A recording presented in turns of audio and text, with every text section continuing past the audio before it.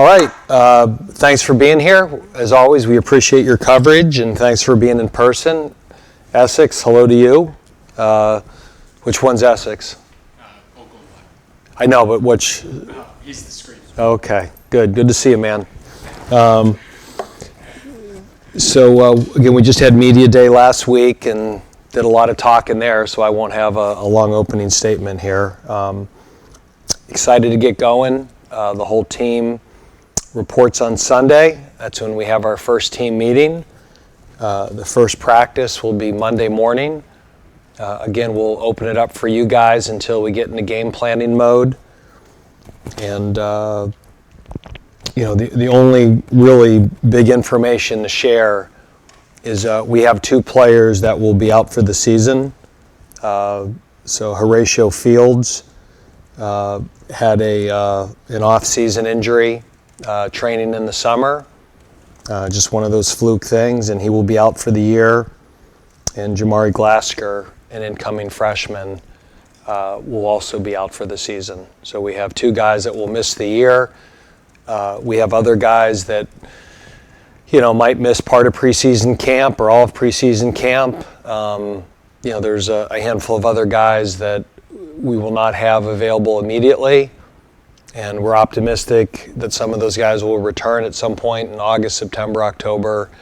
But there's only two guys as of right now that are out for the year. So we look forward to getting them back. So with that, I'll open it up for questions. Dave, just on that subject, it seemed like Horatio was one of the brightest spots of the spring. How devastated are you that he's going to miss the season to develop? I feel terrible for him. He worked so hard. Those redshirted a year ago and did some good things, but really in the spring matured, grew up, took it seriously, had a great spring. Just one of those things that happened. It's very similar to what happened with Donovan Green last year. Just, was on the turf and no contact and just, suffered an injury. But he's going to be a good player. We'd love to have him this year. He certainly would help us.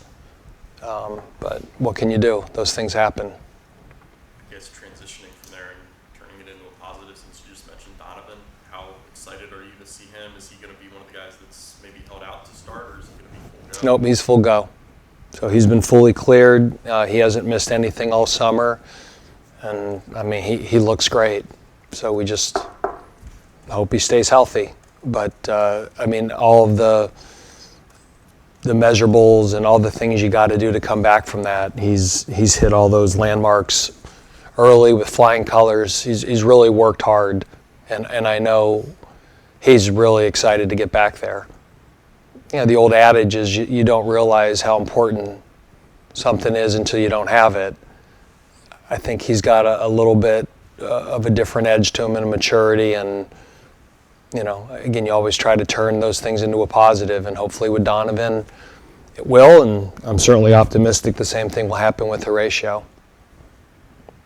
Coach, I know you guys kind of embrace being the underdog, and the preseason poll was out when you did Media Day, but how have you seen the guys in any interactions with them kind of respond to that, and where you guys fell in that poll?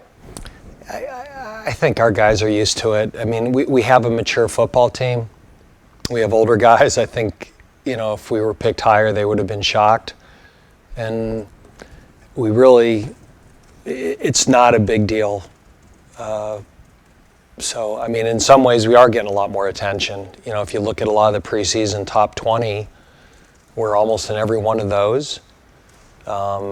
And so it's a little bit of a mixed bag, right? That you don't want to ever allow outside perception to impact how you go about your business and how you get ready for the season.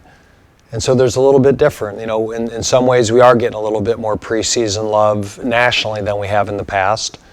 And where we were picked in the ACC, you go out in the field and prove it. I think even some of the teams that were picked behind us have really good teams. I just think our division this year is probably the best it's been top to bottom in my 9 years in the ACC. If you look at the preseason all ACC team, I think I want to say 19 of the 25 were from the Atlantic, something like that. 19 to 28. Yeah. Our division this year in the ACC is really, really good. And the whole conference is good, but I think our division is especially strong. And so, I think everyone expected Clemson, and where the other teams fall 2-7 was a little bit of a flip of the coin. But I don't really think that impacts our guys at all. Dave, you're not a program that really goes wild in the transfer portal, but the guys that you have brought in are guys it looks like you're probably going to be counting on this season.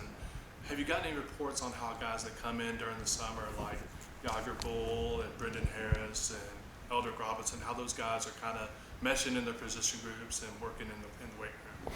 So far, so good, Les. Chad Berry and the strength staff have the most interaction with them, and they're very positive and very excited about those guys. When I talk to the captains, they think that they're fitting in really well.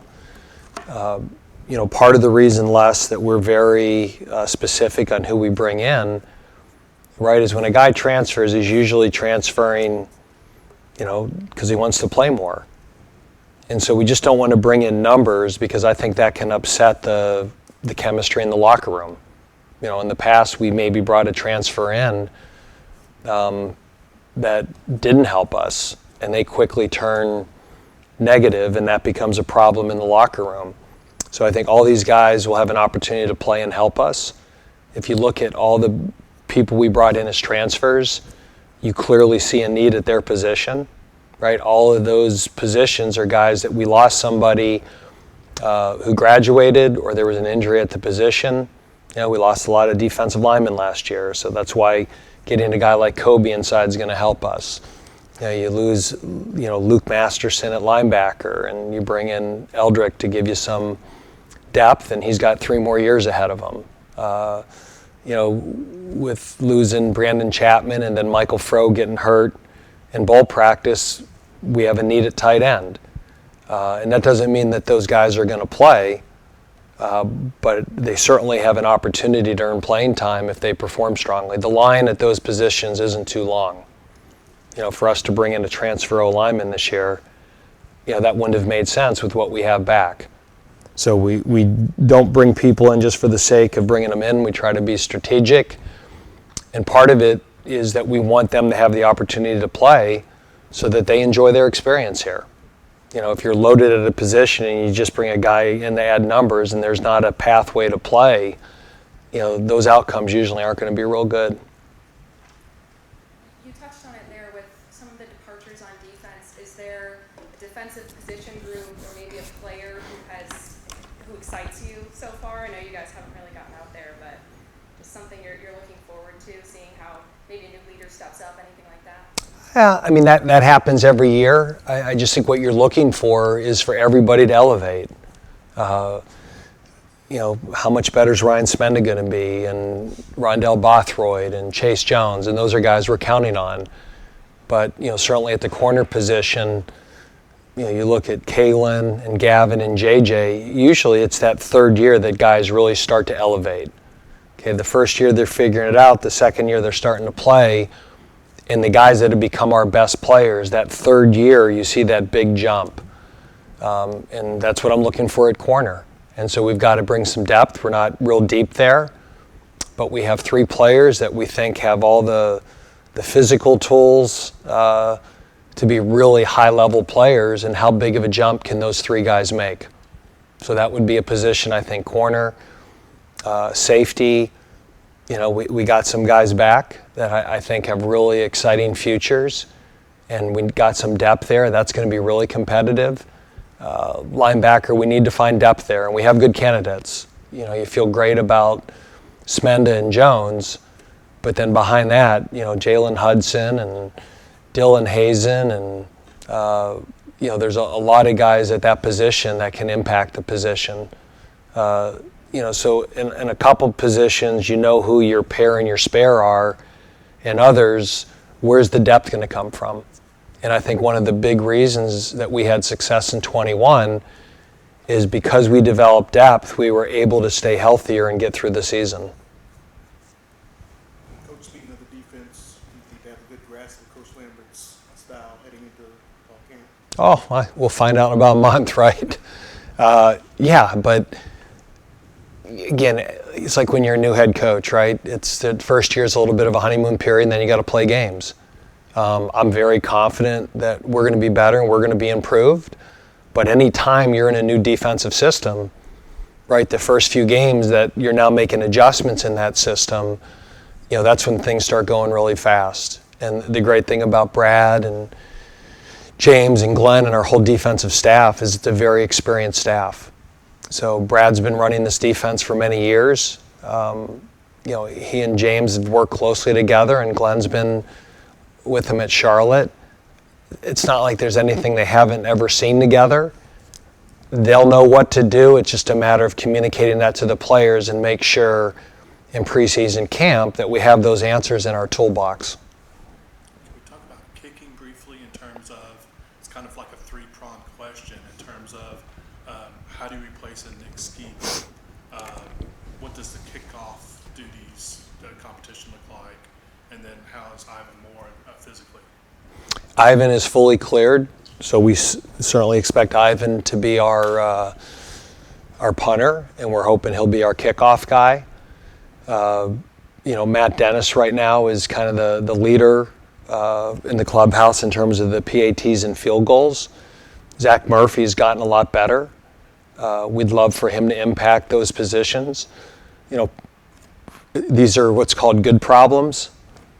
We've just scored so many points that our kickoff guy the last few years, by the end of the year, his leg is so tired, and it's really cost us games. You look at 19, the Louisville game, and it almost cost us the Duke game that year. Last year it almost cost us the NC State game. So it'd be nice to find two guys that could kick off. When you're scoring 40 points a game like we did last year, those kickoffs start adding up. So our guys probably kicked off as much as anybody in the country. And Ivan, who's also handling the punting duties. Now the good thing is when your kickoff guy is also the punter, he's usually not getting overworked in both of those areas. Right? Alex Canal, we overworked him in 14 and 15, but our kickoff guy was fresh as could be those years. So again, those goes under the category of good problems, but it's still a problem. Because if you notice our kickoffs every year, as the year goes on, they get noticeably shorter, and we've had to defend a lot more kickoff returns late in the year than early. Going back to the defensive coaches and their arrival, does Brad and James and Glenn coming in, does that change your expectation of what the defense can be? Well, again, it's no secret, right? I was disappointed with our lack of consistency there a year ago. And again, there was games that we played well and games that just the dam broke. So, the same defense that went against Florida State and went against BC and did some really good things. And then you have games like Army, North Carolina, Clemson that stick out. That we need to have more consistency on that side of the ball. And again, I think we have a good system. I think we have good coaches. I think the players have bought in, but now you got to go out and execute it for 12 games, and that's the challenge. So, my expectation is that we're going to be better on defense. How much better? I don't know. That's what the season will play out, but I expect there to be improvement.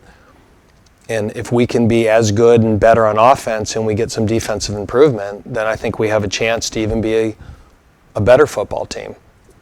But to just match what we did on offense is going to be a challenge, and improvement on defense is not easy. That's our season, right? Can we maintain and get better on offense? Can we improve on defense? And with losing Nick Skiba, do we not lose something in the special teams? And to me, that's there's our challenge in a nutshell. What makes it so challenging to maintain on offense? Because on paper, you look at it and you say 7 starters back, 2 guys coming off season-ending injuries, and then the other 2 spots experience? Is it just the nature of how good it I think it's just the nature of not allowing complacency and being competitive. And I'm sure teams spent a little more time studying us this offseason than past years. That when you do have the year we had, and we won a lot of high-scoring games, right? People are going to spend a little bit more time studying our offense. And I just think when there's expectations to maintain, you got to be better. And you just hope there's not any complacency.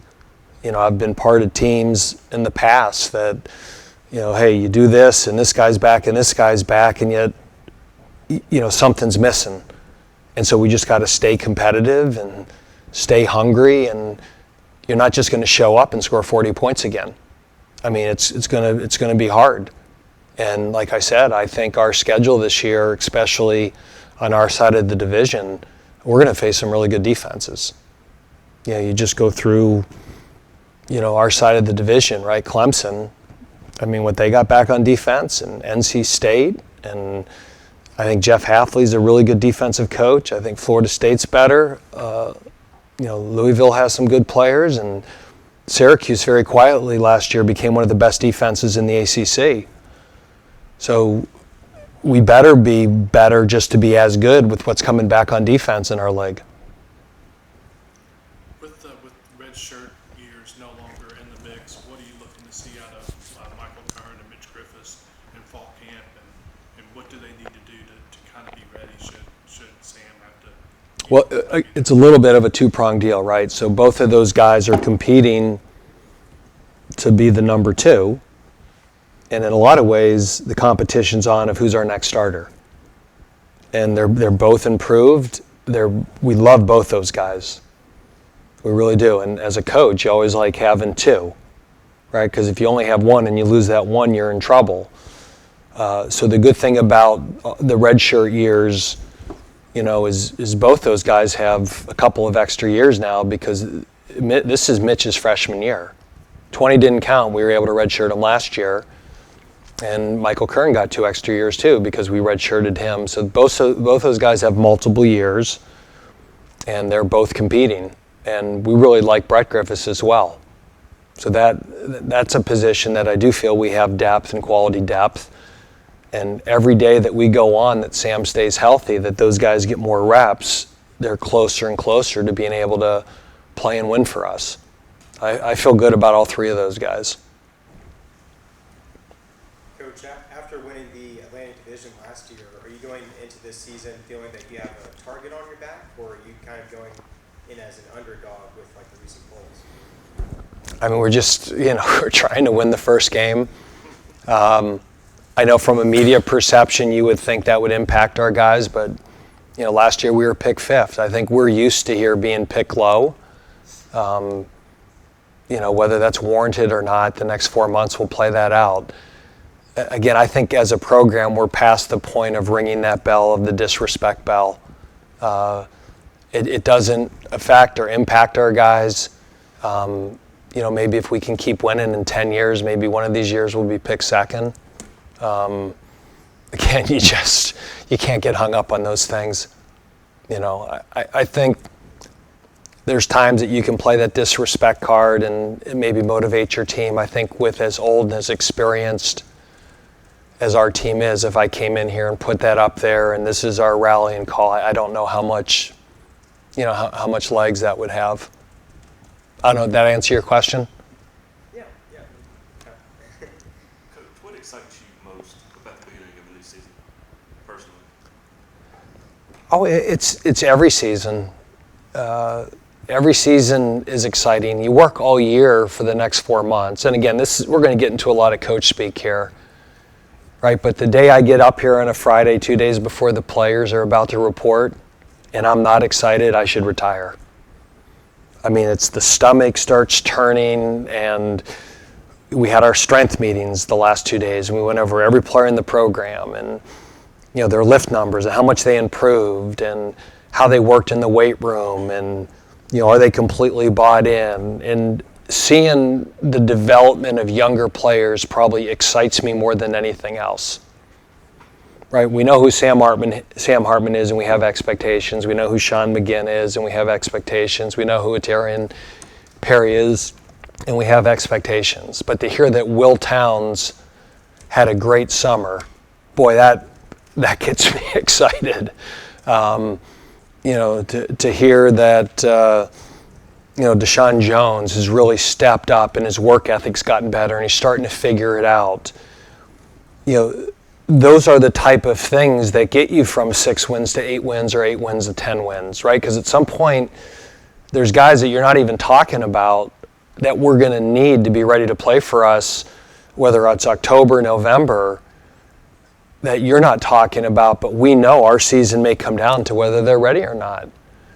And those are the things that get me excited. I mean, some of our younger offensive linemen, the progress that Nick Sharp has made in the weight room. I mean, he's 320 some pounds, and he vertical jumped in the in the 30s. That's wow. So now you're saying, okay, you have all these starters coming back. If something does happen, or when these guys graduate, is the next group, the next generation going to be ready? And you feel better and better that you are set up to have long-term success, right? The challenge here has always been not can we win, but can we sustain it? And that challenge is never going to leave. And so not only do I then feel better about the offensive line or where we're going to be if we lose a guy, but where we are a year from now, 2 years from now, you see those guys starting to step up. And I say this every year. There's a player that nobody here is talking about right now that at the end of the season we're going to say he's the reason that we ended up winning this game. And who exactly that's going to be, I don't know. But in the spring, if there were 6 candidates, now there's 12 to 15 of those candidates. It might be at linebacker, it might be at receiver, it might be at tight end. All those tight ends, Cam Height, Trey Bowl, Gavin Ellis, all those guys had great off seasons. So I'm excited to see what those guys can do. We know we have Blake Whiteheart, and we know Blake's a really good player. But, what made our tight end position so good last year is you had Chapman and you had Blake. Well, now we have Blake, who's the next guy. And after spring, I thought we had 1 or 2 candidates. Now we have 4 guys. That position is going to be super competitive. Who the third linebacker is going to be super competitive. Who the top 4 and 5 safeties are, that's going to be super competitive. And so that's what I'm excited about. Wide receiver, after his spring camp performance, I had penciled Horatio Fields into a likely 2 deep spot. Mm-hmm. So you talk about position battles in camp. Who are some of the guys that will probably be pushing for that spot on the 2 deep at receiver now? Well, What's the ratio on Jamal Banks, he's ready to go. It's his time. He's got to have a big camp. And if he can have a good camp, he's going to play a lot of football for us this year. So I think right now he's kind of the, we usually rotate 3 guys on the outside. And, we're hoping that'll be a Torian, Donovan, and Jamal. And Horatio is kind of slotted to be that 4th guy. So Jackson Hensley has a chance to step up. Wesley Grimes is going to have some opportunity. If those guys can step up, then you don't have to move Taylor Marin back outside. But Taylor's played out there. And so what if a slot steps up? What if Nick Regano has a great camp? What if, Jaden or Versteeg have really good camps? That's kind of where you could move Taylor back outside if you have to. We'd rather not. But there's certainly opportunity for Wesley and, Des Williams and Jackson Hensley. They're going to get a lot of reps, and we'll see who of those 3 guys steps up to become the next guy in the 2 deep. Because if you're in the 2 deep, you're playing. Coach, correct me if I'm wrong. Did you guys have a good to great poster back there last year? Yep. Okay, so now that it's not there, does that mean you have... Which poster back there looks the newest and cleanest? The deep and tough. That one's been there since we opened the building. Oh, okay. Kind of a Where's Waldo, right? So we've always had the Deacon Tough. We've always had the Balls the program. We've always had that as, Wake Forest defense. Okay, the schedule is new every year. Our theme for this year is mindset. Okay. And part of the mindset gets into what we were talking about earlier, right? What's our mindset? Doesn't matter where we're picked. You know, some people have us top 10 in the country. Some people don't have us top 5 in the ACC Atlantic. It doesn't matter what other people think. It's what's our mindset, right? And so how we approach this. The 21 season's over. That's a memory. It's a great memory. Great year. Fantastic. That has no impact of what we do on 22. So the mindset is when we get here on Sunday, we're 0-0. The whole thing starts over. The process starts over. Everything is earned. Anything else, guys? You never thought to pay attention to the back of the wall before, did you? Well, I don't know how I noticed, but Uh-huh. it felt like something was different. Yeah, so every year we have a different theme. Last year the theme was good to great. This year it's mindset. Thanks. Great book, by the way. You guys good? All right. Thanks, Coach. All right, thanks.